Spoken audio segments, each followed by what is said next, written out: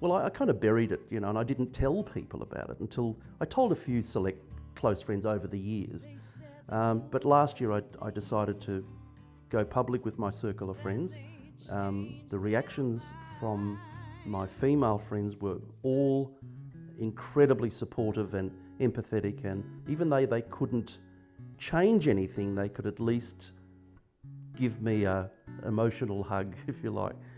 My male friends, some of them took a while to understand that I was being serious, the seriousness of the event. Some of them laughed it off. A couple dropped me like a stone, which I was incredibly hurt and angry about. So the childhood experiences that would relate most to trauma would be abusive situations, and that relates to sexual abuse, physical abuse, emotional neglect.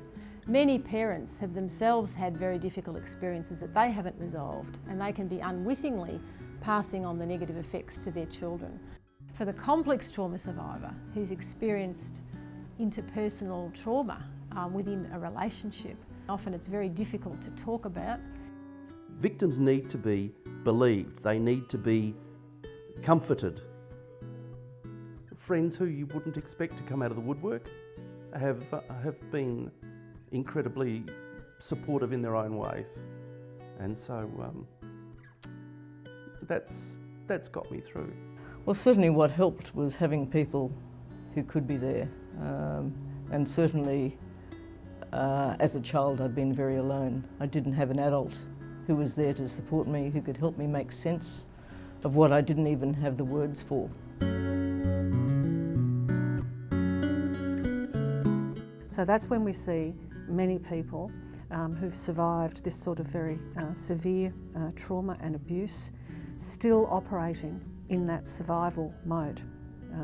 Made perfect sense and was very adaptive at the time of the original trauma, but sets up potential great difficulties. It can be really challenging for supporters and carers. It can be really heartbreaking to watch someone struggle. It can be really heartbreaking to watch someone lose their way and get into their coping strategies and get lost in that. I was so reactive to my life rather than choosing what I wanted to do with my life. And my reactions were based on moments in time from my past. And that, I wasn't aware of that. We all want to feel safe and good in our bodies, and if we haven't learnt and we're not able to manage that from the legacy of our own childhoods, it will be sought in other forms. So it's very important to realise that it's easy to blame the substance, blame the alcohol, blame the overwork, but what we need to do with complex trauma is recognise the purpose that those activities are providing.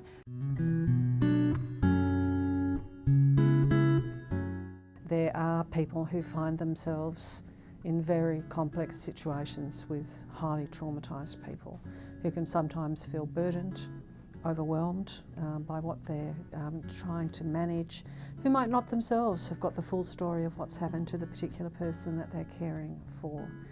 They should also seek support, and very important to know the limitations and the boundaries around that relationship, and not to feel responsible for 100% of the issues. The core principles of being trauma-informed are fivefold: safety, trustworthiness, choice, collaboration and empowerment.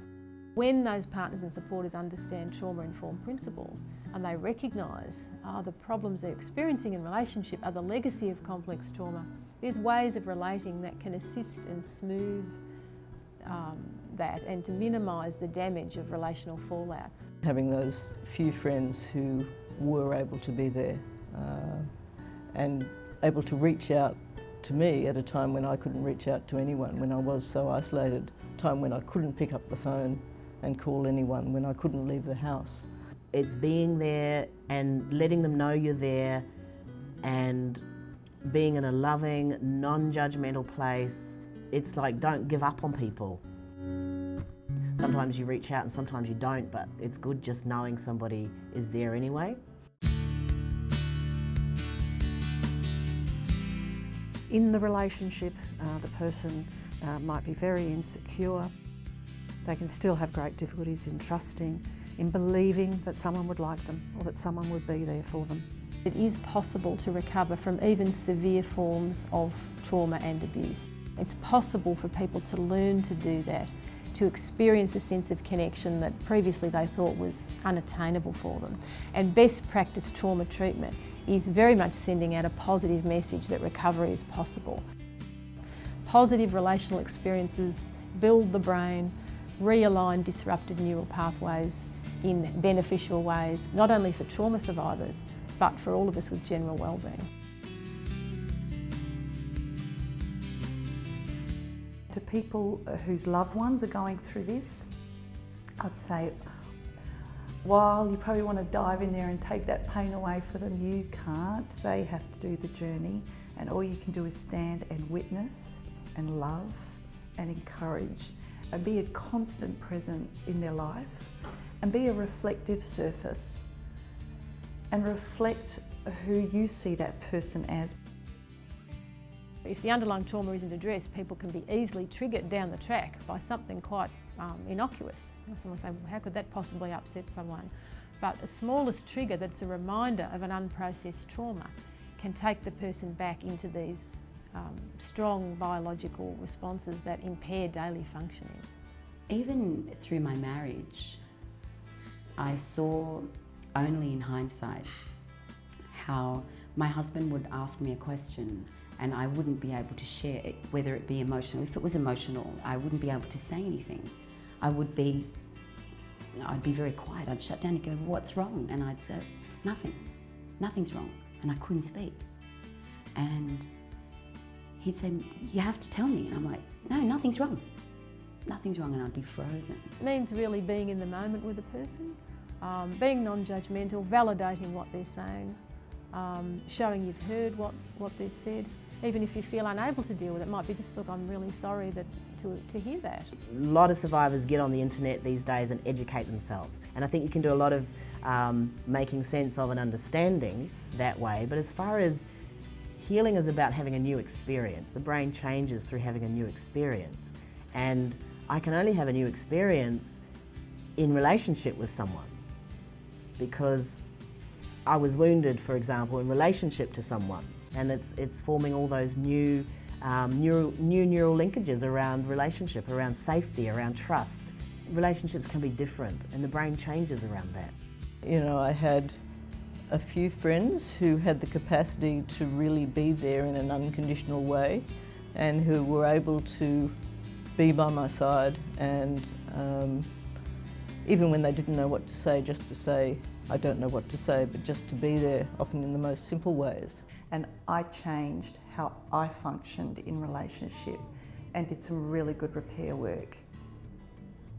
And I have been married now for 3 years and with my beautiful husband for 9 years. And it is the first relationship I've had where control and power over is not a feature. So I now know what a healthy, equal relationship looks and feels like. It was a long time to get there.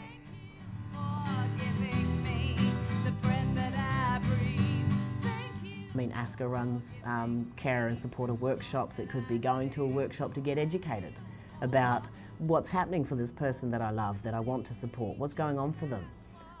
Get educated to get more understanding. And it might be that you could do with, you know, your own counselling to be supported, because then if we're supported as a carer, if we make sure we're really supported, then we'll be able to be there for that person. And as my gorgeous husband says to me even now sometimes, honey, it might feel that big for you inside, but what you're feeling inside, I'm not seeing that as much on the outside. You're doing okay, you're doing really good. And I've learned that some of those big feelings inside, they're not actually my reality now.